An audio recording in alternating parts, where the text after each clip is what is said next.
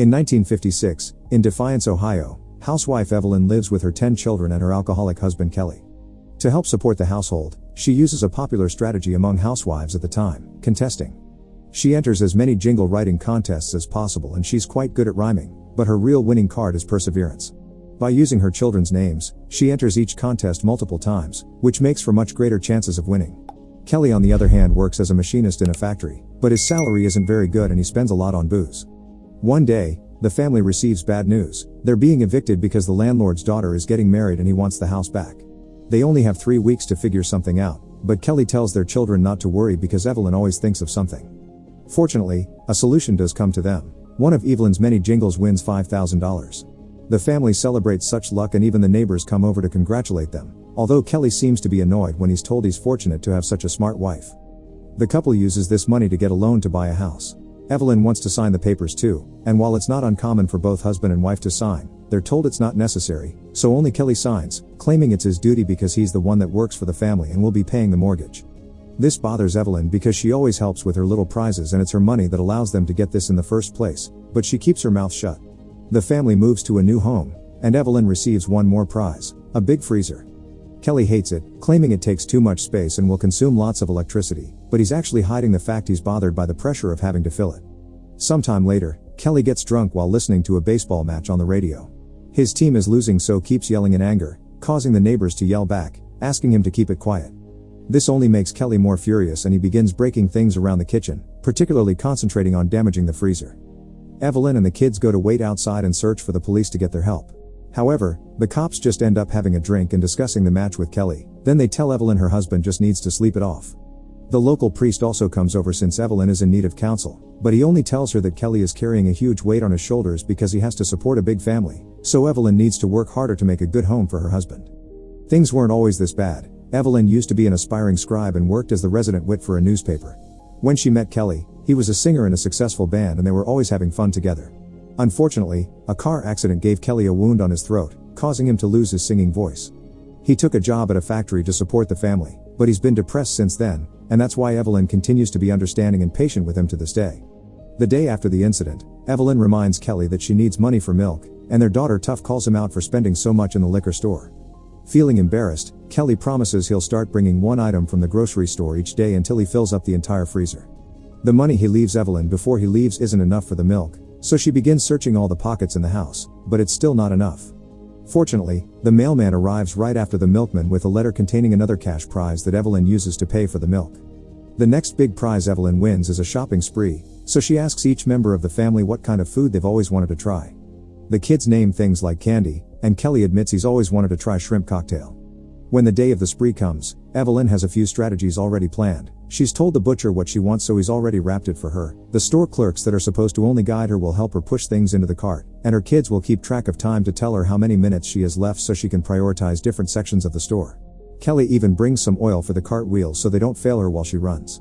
The spree is a big success and Evelyn manages to overfill the cart with expensive food.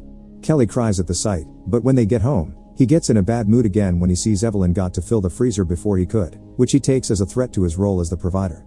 While the family happily enjoys trying out lots of new things, Kelly gets angrier by the second and begins throwing things out of the freezer in search of a burger. He even goes as far as grabbing a bunch of stuff and throwing it out in the garden, but since Evelyn just ignores him and keeps up her optimistic attitude, Kelly gives up and ends up grabbing a can of Spam and eating alone by the counter. Evelyn takes pity on him and gives him a shrimp cocktail before inviting him to sit with them, which makes Kelly cry again. 4 years pass, and Evelyn keeps on winning a variety of prizes that helps her support the family. They keep some of the stuff, like clothes, food, and even a free window installation, but the things like the pony they sell to help them pay the bills. The 3 oldest kids grow up and leave home, the eldest daughter goes to nursing school, and the 2 oldest boys get signed to play ball with the Detroit Tigers, making Evelyn very proud. It's now 1960, and Kelly is having another bad night. While extremely drunk, he begins complaining about the hole they live in, saying that's why the kids left. Evelyn is too busy getting her next jingles ready, so Kelly replies to her rhymes with some of his own, except his are full of insults. He also accuses his family of being too happy all the time, but everyone just laughs, thinking his rhymes are just jokes. One afternoon, Kelly comes back early from work after spending money on more alcohol. When the milkman comes by, they don't have any money to pay him, so Evelyn has to convince him to leave them some milk until next week when she'll finally be able to pay again.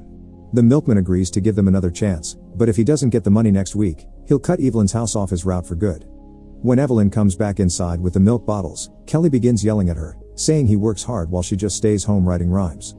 In his anger, he grabs Evelyn and makes her trip, which smashes all the bottles. The broken glass hurts Evelyn, so Kelly begins crying and apologizing, offering to drive Evelyn to the hospital. Tough cuts in and stops him, reminding him he was the one that hurt her. The other children go ask a neighbor for help, and the lady next door is the one that takes Evelyn to see a doctor. It's night by the time Evelyn returns with her hands all bandaged up.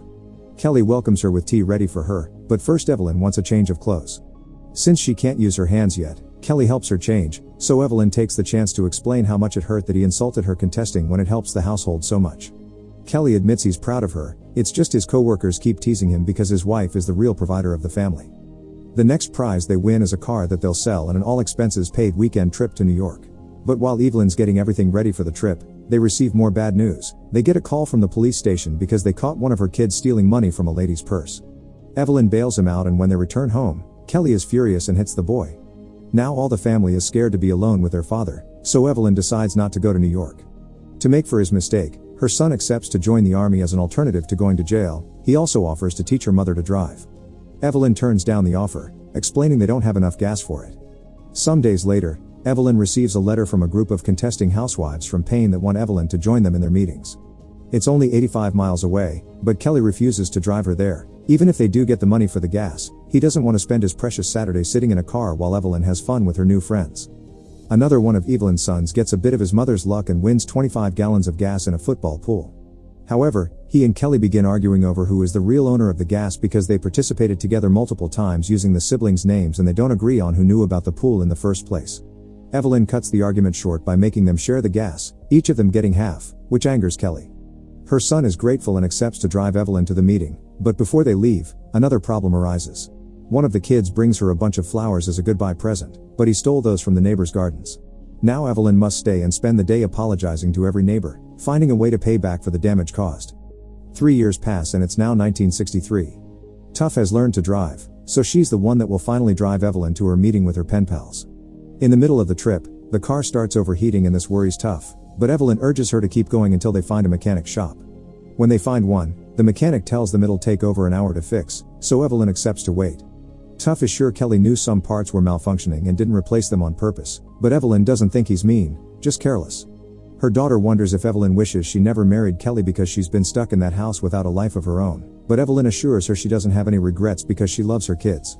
A few hours later, Evelyn finally makes it to her meeting and has a wonderful time with her fellow contesting housewives, sharing rhymes, reviewing each other's work, and discussing the fact contests will disappear in a year. They're so nice that the leader has saved the last contest entry form for Evelyn, because Dr. Pepper is offering good money for this one and she's the one that needs it the most. It's gotten late by the time Evelyn and Tough return home, and they find the front door locked. When they go around the back, they find all the kids in the garden. Kelly had taken them to the movies, but then he got tired of them and left them all outside. The back door is also locked, so Evelyn begins yelling for her husband, who opens the door and has the nerve to call out Evelyn for being a bit late. In his anger, he grabs Evelyn's arm, causing the kids to jump on him and pull him back to defend their mother. Evelyn finally snaps and throws a bowl of jelly at Kelly, which she makes sure he'll clean instead of the kids. Regardless of this mess, Kelly still has some surprises ready for the family. He's bought steaks for dinner, and a brand new desk for Evelyn so she can finally have her own place to work. Sometime later, Evelyn gets bad news yet again. A phone call from the loaner tells her they're late on their second mortgage. Evelyn doesn't understand because they never took a second one, and this is how she learns Kelly did it behind her back 3 years ago. Now they owe $4,000 due in 30 days. Evelyn tells her kids that they're losing the house because she thinks it's better that they hear it from her, and when Kelly gets home, he informs her there's no money left. He tries to justify himself, saying he just wanted to feel like he could have a couple of bucks in his pocket and they could go back to renting now. This hurts Evelyn to hear, and she reminds her husband this is her house. During dinner, Evelyn tells the kids that they've been doing arrangements in case they can't find a good place, so some of them may end up living with their aunts and uncles, which makes everyone cry. When Evelyn takes out the last item from the freezer, the time comes for her to finally disconnect it. After finding the kids praying for some help, Evelyn opens the door for the milkman, who accepts to leave the milk and take the payment next week. He also offers to bring his laundry so Evelyn could pay him with work, but she takes it as an insult to her pride and turns him down. Afterward, they get a call from the people at Dr. Pepper, informing her they'll be coming by for an interview. Evelyn makes her family clean the entire house to look presentable, and with their last dollar, They buy a few Dr. Pepper bottles so they can show they consume the product. The interview goes well, but the winner won't be announced until a few weeks later, so the family accepts they'll be losing the house. Kelly tries to stay positive and tells them to wait, but the kids get angry with him and remind him he's the one that lost all their money. The fight is the last straw for Evelyn and she finally has a breakdown, so she runs to her room to cry. Kelly goes after her and tries to comfort her, saying she always thinks of something, so Evelyn snaps at him, saying she isn't a saint and it's now his turn to do something. As days pass, Evelyn cooks smaller meals, using the few ingredients left in the pantry, and the family finally begins packing all their stuff up. When the phone rings, Evelyn is hopeless and ready to hang up, but a huge surprise awaits them. She's won the Dr. Pepper contest. The prize includes a trip to Switzerland, a car, and a little over $3,000. The whole family begins celebrating except for Tuff, who runs to her room in tears.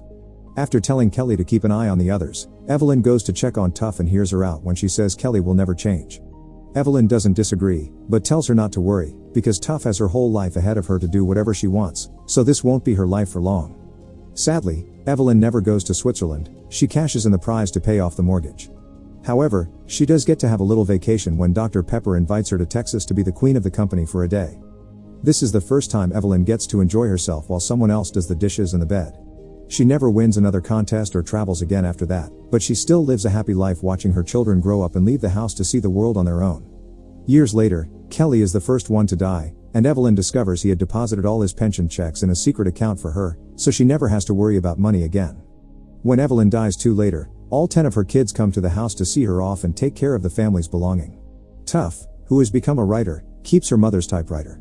The real kids all grew up to have good lives. Most of them got married and had children and grandchildren while keeping very good jobs.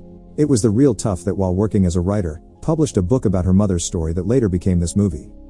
Make sure to subscribe and turn on notifications so you can watch more videos like this.